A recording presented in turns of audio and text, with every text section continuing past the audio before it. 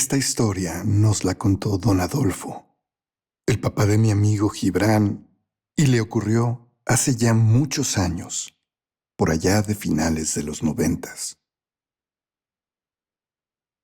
El papá de mi amigo llevaba mucho tiempo manejando un taxi. Durante ese periodo, se había hecho de varios clientes particulares que tenían el teléfono de su casa y lo llamaban regularmente para programar viajes con anticipación. A veces, estos eran viajes largos o recurrentes que le convenían mucho.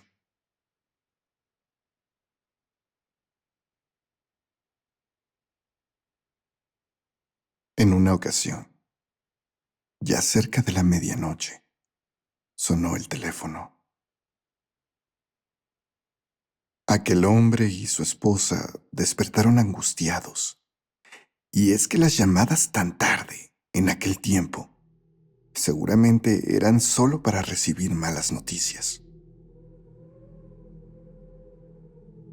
Bueno, dijo aquel hombre preocupado al levantar la bocina. La verdad es que no era nada de lo que él pensaba, aunque tampoco era una llamada cualquiera. Doña Rosa, una de sus clientas habituales que vivía en la colonia siguiente, lo estaba buscando. Necesitaba realizar un viaje urgentísimo a esa hora. Su hermana la acababa de llamar por teléfono, sintiéndose muy mal. Al parecer tenía taquicardia y estaba a punto de desmayarse. Para ir hasta su domicilio, debían viajar unos 30 minutos hasta una colonia en la parte alta de un cerrito, y de ahí llevarían a esa señora a un hospital. Aquella colonia a la que se dirigían no era muy segura, pero saldrían de ahí rápidamente.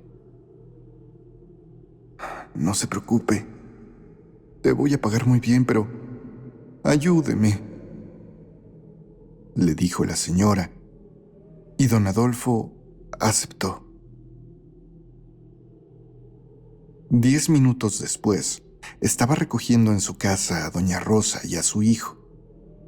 Manejó rápidamente por las calles solitarias de la madrugada de aquellos tiempos, y pronto estuvieron en el destino. Sus pasajeros bajaron y entraron al domicilio con llaves que ellos tenían, solamente para salir unos pocos minutos después. Doña Rosa se acercó a la ventanilla y le explicó que lo que sea que le hubiera pasado a su hermana ya se había terminado y estaba mucho más tranquila.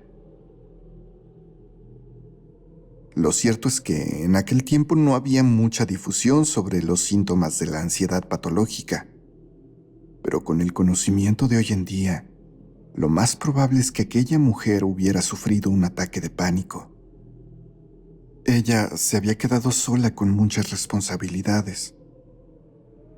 Su marido se había ido un mes atrás a los Estados Unidos, pero desde entonces no había tenido noticias de él y no sabía cómo iba a resolver su vida sin su apoyo. Tenían 2 hijos y creía que el hombre la había abandonado. Este estrés fue lo que seguramente provocó aquel ataque. Doña Rosa le dio una muy buena cantidad de dinero al papá de mi amigo y le dijo que ya no irían al hospital, pero que tampoco regresaría con él, ya que prefería quedarse a vigilar a su hermana durante la noche. Don Adolfo entendió perfecto. Le deseó a aquella mujer suerte y emprendió el camino de regreso. El papá de mi amigo comenzó a bajar nervioso por las calles de aquel cerrito, algunas iluminadas, pero otras totalmente oscuras. Lo cierto es que no encontró a nadie. No vio vagos ni malvivientes como él creía. Fue hasta que pasó junto a un campo deportivo que vio caminando apurada a una mujer que llevaba un vestido como de indígena. Al pasar junto a ella, se dio cuenta que parecía muy angustiada. Incluso parecía venir llorando. Don Adolfo, que no podía dejar a una persona ahí si tenía algún problema, se preocupó. No frenó del todo, pero redujo su velocidad al máximo. Bajó el vidrio de su ventanilla y le preguntó a aquella señora si estaba bien o si necesitaba algo. «No encuentro a mi niño», le dijo, sosteniéndose de la barda de aquel campo, como si estuviera muy cansada. Aquello sí preocupó demasiado al papá de mi amigo. Le preguntó qué había ocurrido, y aquella señora desesperada, como sin poder hilar muchas palabras, le dijo que estaba caminando con su niño, y éste se había echado a correr, y ella no lo había podido alcanzar. Don Adolfo le preguntó si había sido ahí donde estaban, pero aquella mujer le dijo que no, que había sido un par de cuadras antes, señalando hacia una dirección. Entonces, don Manuel le dijo que se subiera, que la llevaría a buscar por las callecitas de ahí, y si no lo encontraban, la llevaría a la subdelegación policial a las faldas del cerro.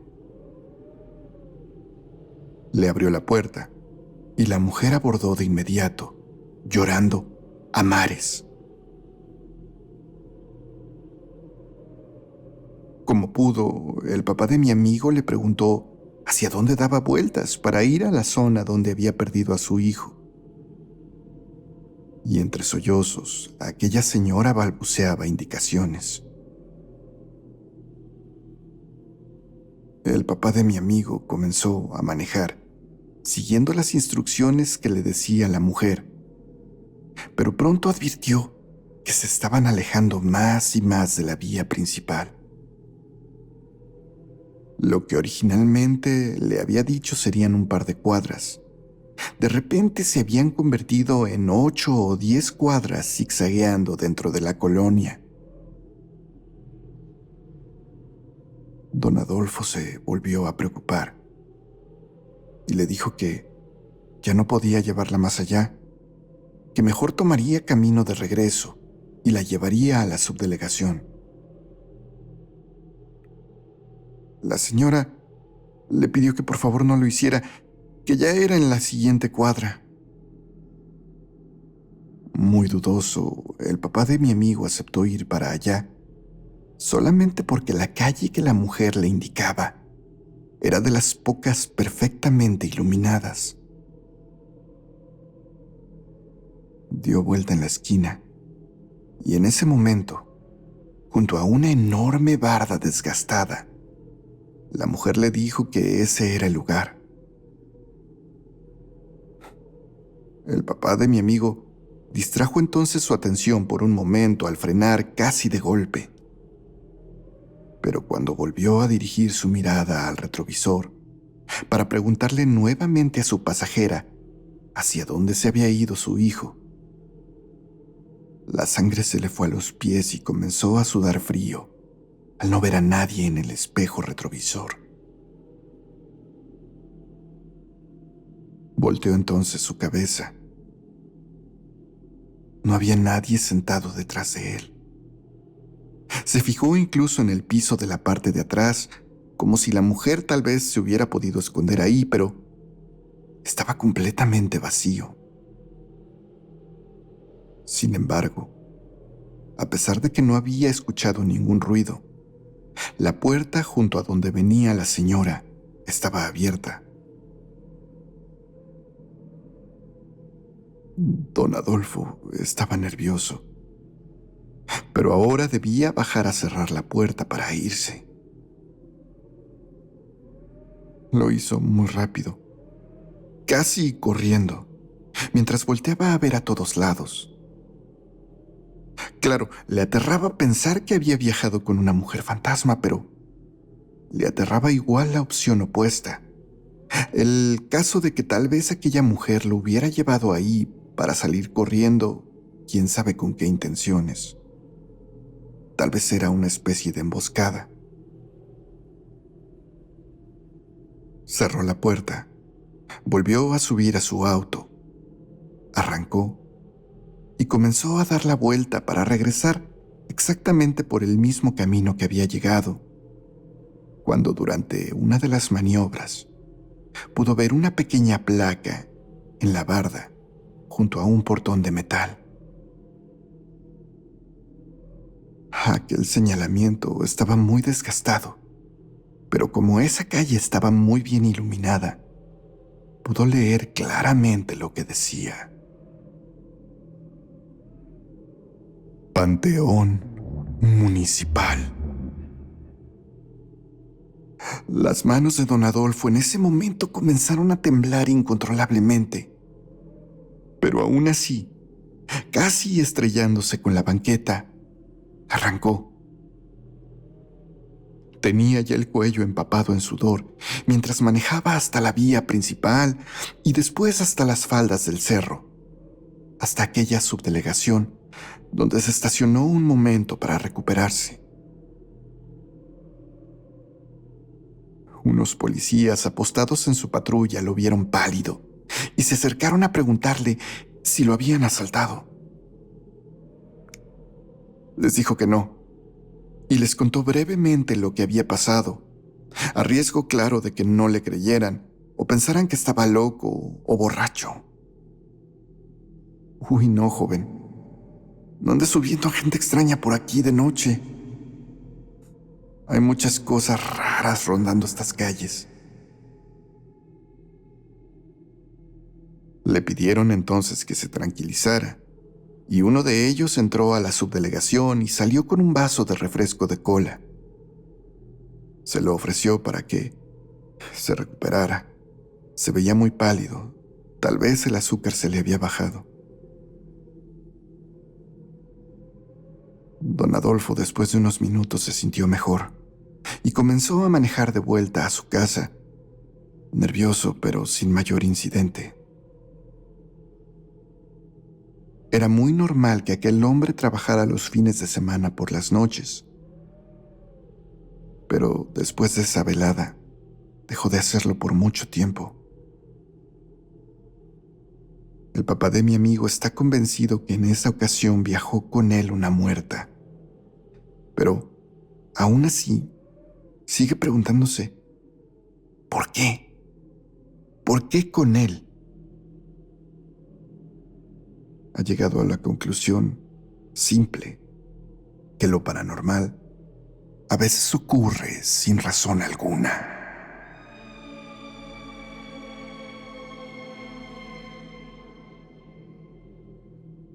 Don José fue mi vecino durante toda la vida. Llevo 40 años aquí, y aquel hombre, durante todo el tiempo que convivimos con él, cambió bastante. Crecimos con sus hijos, y la convivencia con él era grata. Pero conforme fue envejeciendo, su carácter se fue endureciendo y comenzó a volverse una persona poco amable y muy hosca en su trato. Características que sin duda se agudizaron una vez que se quedó solo. Sus hijos, mis amigos, consiguieron trabajos en otros estados, y su esposa, doña Elena, murió hace más de una década a causa de una enfermedad crónico-degenerativa que padecía. Esto ocurrió una noche en el 2018. La relación con varios de mis vecinos era muy fraterna, y en aquella ocasión se había organizado una reunión sin ningún motivo específico, más que el de convivir y pasar un rato agradable. Todos habíamos llevado cosas para comer, y habíamos pasado horas platicando y riéndonos. Eran pasadas las 11 de la noche cuando decidimos retirarnos. Todos nos despedimos y la señora Alejandra nos acompañó a la puerta, donde todavía bromeamos un poco antes de irnos a nuestras casas. Fue entonces que escuchamos algo. Era como un quejido. Todos los que estábamos ahí nos quedamos callados al principio, inciertos de lo que habíamos oído. Y después intentamos ubicar de dónde provenían esos sonidos. Parecían ser provocados por un hombre. «Vienen de enfrente, de la casa de mi compadre», dijo el señor Alejandro, la única persona a quien don José aún le dirigía la palabra. Aquel hombre cruzó apurado la calle para cerciorarse. «Compadre, ¿estás bien?», dijo don Alejandro, pero no obtuvo respuesta alguna, más allá de aquellos quejidos y unos cuantos gritos que se escucharon. Para este punto ya todos estábamos afuera de ese zaguán, y los jóvenes trataban de asomarse por las ventanas, pero las gruesas cortinas no permitían ver nada del interior. Pronto comenzamos a llamar a los servicios de emergencias, y afortunadamente, una patrulla cercana no tardó más de 5 minutos en llegar.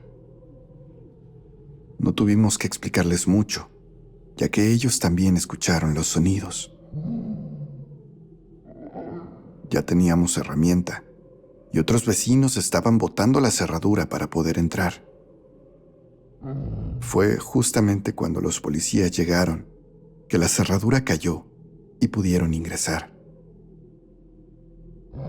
En ese momento, los gritos se detuvieron de golpe. Los policías entonces nos pidieron que por seguridad nos quedáramos afuera. Ellos revisarían qué ocurría. Habíamos pedido también una ambulancia que llegó justo en ese momento, y un oficial le hizo la seña a uno de los paramédicos para que entraran con ellos.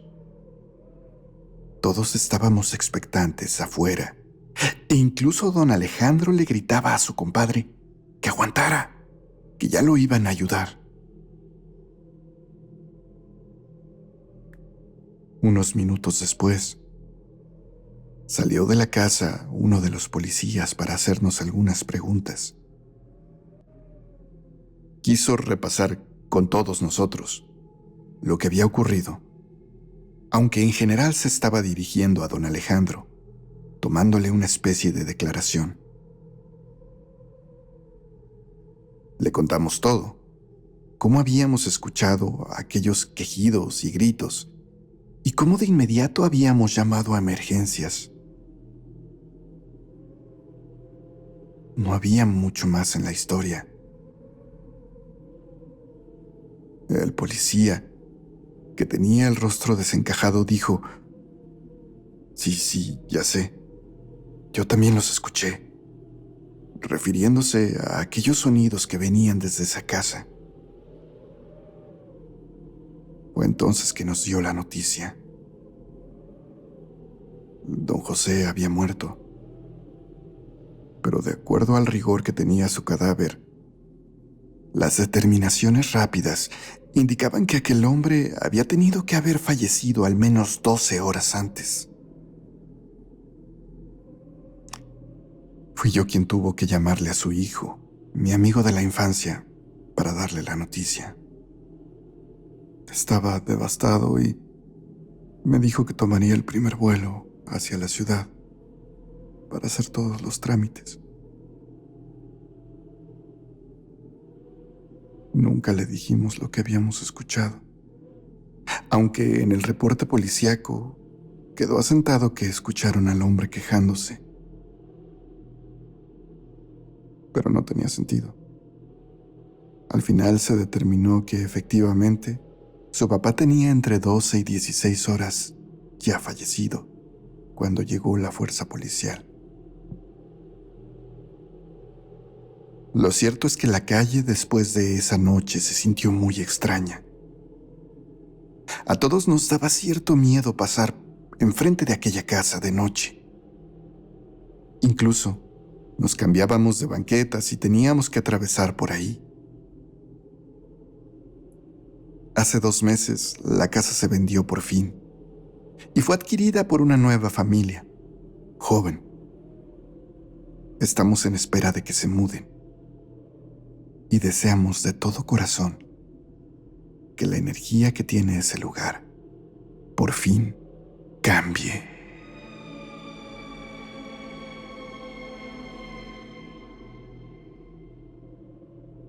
Fue durante el 2006, año en que me gradué de la licenciatura en Mercadotecnia, que por fin, ya trabajando, decidí liberarme un poco del yugo familiar. Mis papás, que eran sumamente aprensivos, no me habían dejado disfrutar mi adolescencia y juventud, en el sentido de que no me dejaban llegar tarde, casi no podía salir a fiestas más que a lugares cercanos, y ni siquiera me permitían tener novia. Pero ya ganando mi propio dinero, fui muy claro con ellos sobre que ya no necesitaba pedirles permiso. Solamente les avisaría lo que hacía en mi vida. Y no les voy a mentir, se molestaron mucho, sobre todo mi mamá. Pero después de una fuerte discusión, terminaron asumiendo que no podían hacer más que aceptarlo, aunque no les pareciera. Una noche salí de fiesta con mis compañeros del trabajo y terminé volviendo a casa de madrugada, cerca de las 2. Ni siquiera era tan tarde, pero esos horarios de llegada no me habían sido permitidos nunca. Cuando le llamé a mi mamá para avisarle, la escuché molesta. Amenazó incluso con cerrar la puerta de la casa y no dejarme entrar, pero le recordé que si no lo hacía yo terminaría quedándome en la calle, arriesgándome a ser asaltado o algo mucho peor. Terminé colgándole el teléfono y siguiendo con mis cosas. El psicólogo que estaba viendo me había recomendado tratar de no engancharme con este tipo de reclamos. Y así fue. Continué de fiesta, divirtiéndome, hasta que volví a casa. Entré tratando de no hacer mucho ruido. Cerré la puerta y subí las escaleras. Y fue entonces que alcancé a escuchar a mis papás hablando en la cama. Seguramente me habían oído entrar y estaban listos para regañarme. Al menos mi mamá, quien se había resistido muchísimo a este cambio en mis libertades. Mi papá había sido más comprensivo, o al menos procuraba no meterse tanto. Parecían estar hablando los dos, pero no me quedé a investigar mucho lo que decían y me fui a acostar, cayendo profundamente dormido sin siquiera haberme quitado la ropa.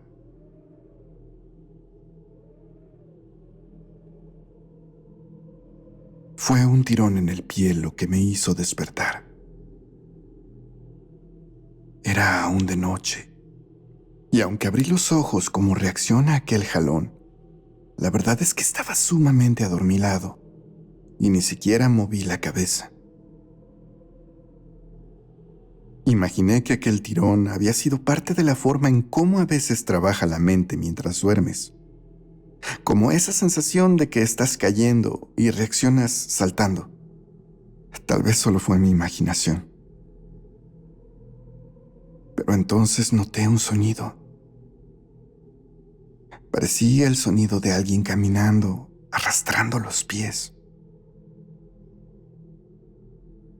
En ese momento abrí los ojos con un poco más de conciencia y vi a mi madre de pie, caminando junto a mi cómoda. Estaba de espaldas y parecía estar a punto de abrir los cajones. Usaba su camisón favorito y su cabello hasta los hombros era para mí muy reconocible.